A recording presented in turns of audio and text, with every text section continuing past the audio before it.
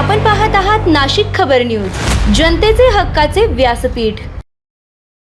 आज वेधशाळेच्या माध्यमातून जो काही दगडफुटीचा इशारा नाशिक जिल्ह्यामध्ये व नाशिक जिल्ह्याच्या पश्चिम भागामध्ये इगतपुरी त्र्यंबकेश्वर या ठिकाणी दिलेला आहे, त्या माध्यमातून मुख्यमंत्री महोदयांनी सुद्धा काल मतदारसंघातली जनतेला आवाहन केलेलं आहे की आज या शाळा बंद आहे त्या ठिकाणी लोकांनी कुठे बाहेर निघू नये जनतेने। परंतु रात्री सुद्धा आपत्ती व्यवस्थापन मंत्री गिरीश महाजन साहेबांनी सुद्धा रात्री भेट दिलेली आहे। मी सुद्धा कालपासून या ठिकाणी सरपंच असतील, उपसरपंच असेल, तहसीलदार असेल, कलेक्टर असेल, शिव असेल, सगळ्याशी माझं बोलणं चालू आहे।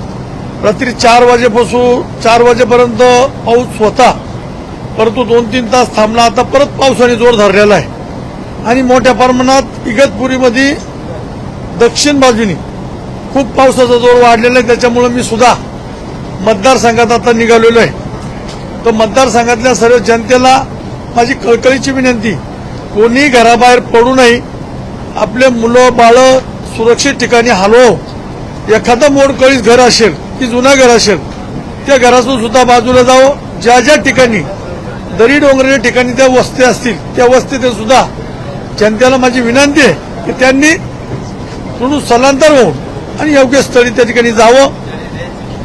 फार मोठ्या प्रमाणात पावसाचा जोर वाढलेला आहे। मी सुद्धा आता रस्त्याने रवाना होतोय, पण मतदारसंघातल्या जनतेला माझी विनंती आहे की एकदा हानी झाल्यानंतर ती भरून निघत नाही, त्याच्या आताच आपण त्याची सुरक्षा पाळावं आणि सगळेच महसूल खातं असेल, बांधकाम खातं असेल, तहसील असेल,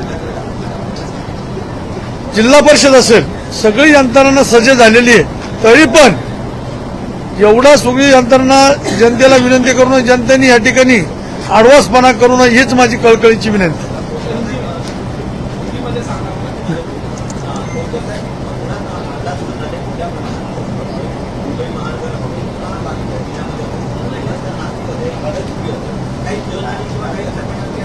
नाही आता तर काही झालं नाही, पण तू काल तर तो मुख्यमंत्री महोदयांनी जो काही बेलाचं हे दिलेलं आहे आणि त्या पद्धतीनं आता पावसाचा जोर वाढलेला आहे। रात्री गिरीश महाजन साहेबांनी सुद्धा रात्री पूर्ण यंत्रणा घेऊन जिल्हा अधिकारी असेल, मुख्य कार्यकारी अधिकारी असेल, पीडब्ल्यूडीचे अधिकारी असतील, सगळ्याला त्या ठिकाणी सगळे ज्या ज्या ठिकाणी धोक्याची जागा होती ते लोक सगळे हलवलेले आहेत। तरी पण माझी सुद्धा जबाबदारी आहे मतदारसंघात जाणं आणि लोकांना विचारणं, त्यांना सुरक्षित ठेवणं, ही सुद्धा माझी लोकप्रतिनिधी जबाबदारी। मी सुद्धा मतदारसंघात चालवलेलं आहे।